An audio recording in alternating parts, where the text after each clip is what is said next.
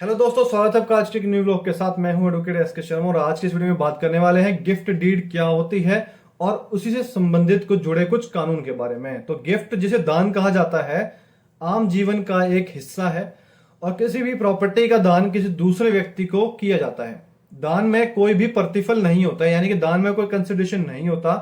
दान में किसी से कोई पैसा नहीं लिया जाता। अगर आप किसी को गिफ्ट देते हुए उससे कोई पैसा लोगे तो वो ऑटोमेटिकली सेल कहलाया जाएगा। जैसे कि हम अगर किसी को उसके जन्मदिन पर कोई वस्तु देते हैं, यानी कि अगर हम किसी को जन्मदिन पर कोई गिफ्ट देते हैं तो उसके बदले में उससे कुछ लिया नहीं जाता है, इसीलिए उसको गिफ्ट कहा जाता है। तो छोटे छोटे चीजों का दान भी, यानी कि छोटी छोटी चीजों का गिफ्ट भी एक नॉर्मल तरीके से किया जाता है, लेकिन बड़ी प्रॉपर्टी का दान एक कानून के द्वारा फिक्स की गई प्रोसेस के जरिए ही होता है।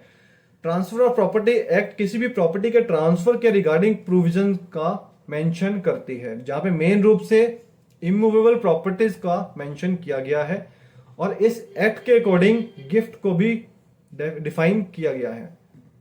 किसी भी प्रॉपर्टी को ट्रांसफर करने की जो प्रोसेस होता है और उसके टाइप्स होते हैं, जैसे कि अगर हम बात करें कि sale, gift, relinquishment, will, mortgage, lease, और ये सभी जो है वो किसी भी प्रॉपर्टी के ट्रांसफर के ही टाइप हैं, यानी कि किसी ना किसी रूप में ट्रांसफर ही हो रहा है। सेल में प्रॉपर्टी ट्रांसफर हुई, गिफ्ट में प्रॉपर्टी दी किसी को, रिलिंक्विश कर दी, अपना राइट छोड़ दिया आपने, वसीयत कर दी आपने, किसी को लीज पे दी।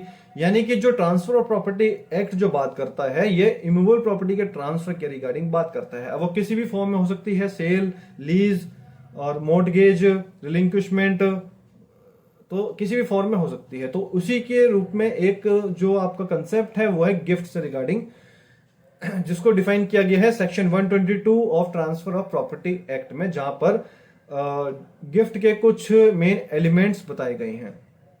अब वो मेन एलिमेंट कौन से होने चाहिए, यानी कि कौन एक गिफ्ट दे सकता है और दूसरा कौन एक गिफ्ट ले सकता है।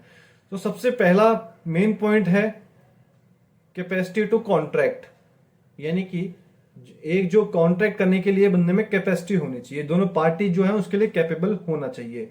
दान में जो पार्टीज का होना क्या है कि एक कैपेबल होना जरूरी है, पार्टी को मतलब सक्षम होना जरूरी है, जो किसी भी कॉन्ट्रैक्ट एक्ट के अकॉर्डिंग जैसे कि हम माना जाता है, जो कि हमने देखा है कि सेक्शन 10 और 11 में उसके जो जुडिशियल एलिमेंट्स दिए गए हैं।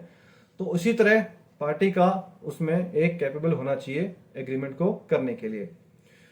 तो कॉन्ट्रैक्ट एक्ट में कोई भी व्यक्ति किसी भी कॉन्ट्रैक्ट को करने के लिए तब उसके लिए कैपेबल होगा, ये सब डेफिनेशन किया गया है। जैसे कि अगर कोई पागल ना हो कोई इंसेन नहीं होना चाहिए, कोई दिवालिया नहीं होना चाहिए और कोई माइनर नहीं होना चाहिए, तभी उस पार्टी को एक कैपेबल माना जाएगा।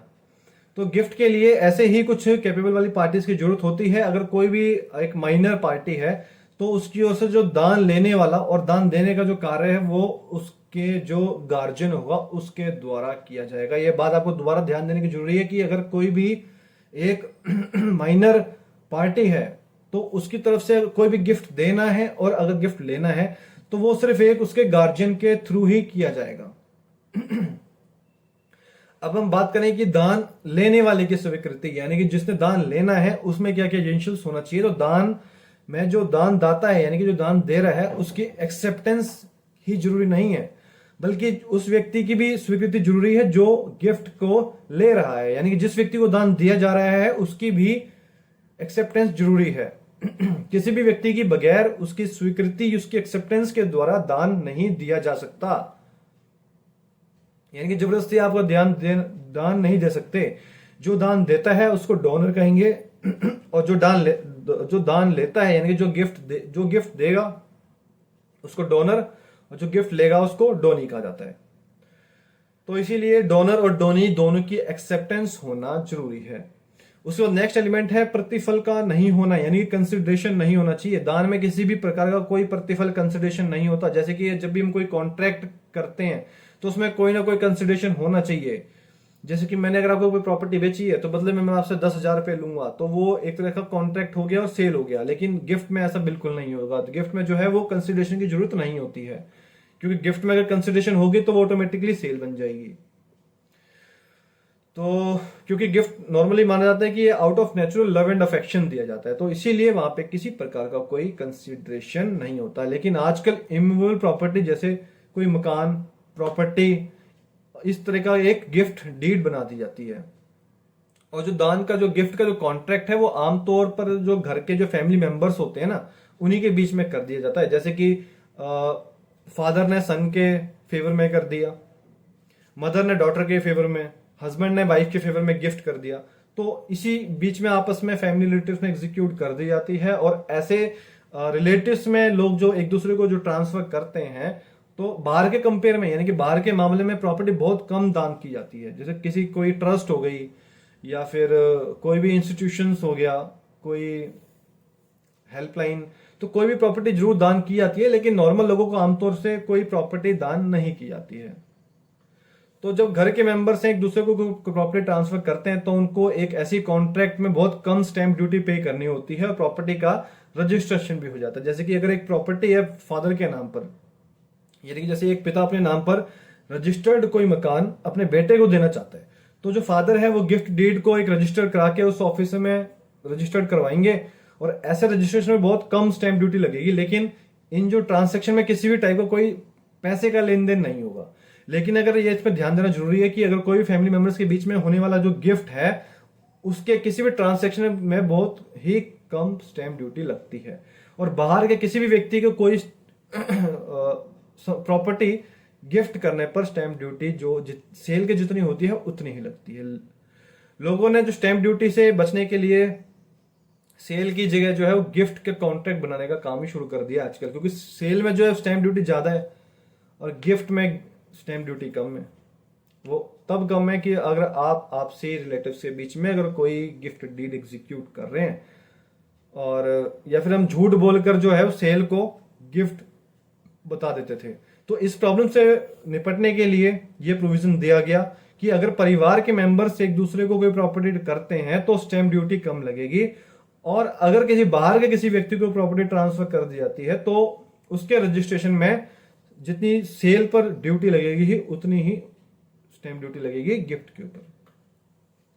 इसका एक और प्रिंसिपल है, एक बार दान हमेशा दान, यानी कि किसी भी इमूवेबल और मूवेबल प्रॉपर्टी का अगर गिफ्ट कर दिया जाता है, तो चाहे मूवेबल प्रॉपर्टी है चाहे इमूवेबल प्रॉपर्टी, उन दोनों का जो गिफ्ट डीड का रजिस्ट्रेशन है वो जरूरी नहीं होता है। लेकिन generally, sorry I want to repeat that again, कि अगर किसी भी मूवेबल और इमूवेबल प्रॉपर्टी का दान किया जा सकता है, ठीक है, और मूवेबल प्रॉपर्टी के जो है उसमें उसको गिफ्ट डीड को रजिस्ट्रेशन कराना जरूरी नहीं है, लेकिन इमूवेबल प्रॉपर्टी के केस में जो गिफ्ट डीड है उसका रजिस्ट्रेशन करवाना बहुत जरूरी है, क्योंकि बगैर रजिस्ट्रेशन के कोई भी जो आपका गिफ्ट डीड है वो वैलिड नहीं माना जाएगा। और अगर किसी व्यक्ति ने किसी दूसरे व्यक्ति को कोई भी प्रॉपर्टी जो है अगर गिफ्ट कर दी है और उसका रजिस्टर्ड नहीं करवाया है, उसका रजिस्टर्ड गिफ्ट डीड नहीं करवाई है, तो उसको खत्म नहीं करवाया जा सकता। अब अगर हम बात करें कि दान देने वाला दाता, यानी कि दान जो दे रहा है, यानी कि डोनर है, वो किसी भी केस में अपनी दी हुई प्रॉपर्टी को गिफ्ट में वापस नहीं ले सकता। यानी कि वसीयत की तरह जिस तरह गिफ्ट होता है उसको दोबारा से खत्म नहीं किया जा सकता। तो जैसे वसीयत हो गई कि भाई वसीयत का कोई भी व्यक्ति बार बार उसको चेंज नहीं कर सकता, उसको खत्म नहीं कर सकता, तो उसी तरह गिफ्ट को भी खत्म नहीं किया जा सकता। एक बार अगर कोई भी गिफ्ट कर दिया गया है किसी के फेवर में, तो वो जो गिफ्ट है वो हमेशा के लिए, फॉरएवर के लिए माना जाएगा। और गिफ्ट डीड में जो डोनर होगा वो अपनी कंप्लीट डिटेल्स, यानी कि उस प्रॉपर्टी के रिगार्डिंग जो भी आप गिफ्ट कर रहे हैं उसको पूरी डिटेल्स, उसमें नाम, पता और उसके साथ मेंशन करना जरूरी होता है। और इसी तरह की सारी डिटेल्स, जैसे अगर किसी व्यक्ति को प्रॉपर्टी दान की जा रही है तो उस व्यक्ति की पूरी डिटेल्स, और इसी के साथ दोनों की फ्री कंसेंट, ये सब उसमें मेंशन किया जाएगा। भाई free consent, out of free वोल्यूशन, natural love and affection, ये जो गिफ्ट दिया जा रहा है, तो उसका गिफ्ट डीड का फॉर्मेट हमने ऑलरेडी आपसे शेयर किया गया है, जिसमें कि आपको एक रेफरेंस मिल जाएगी।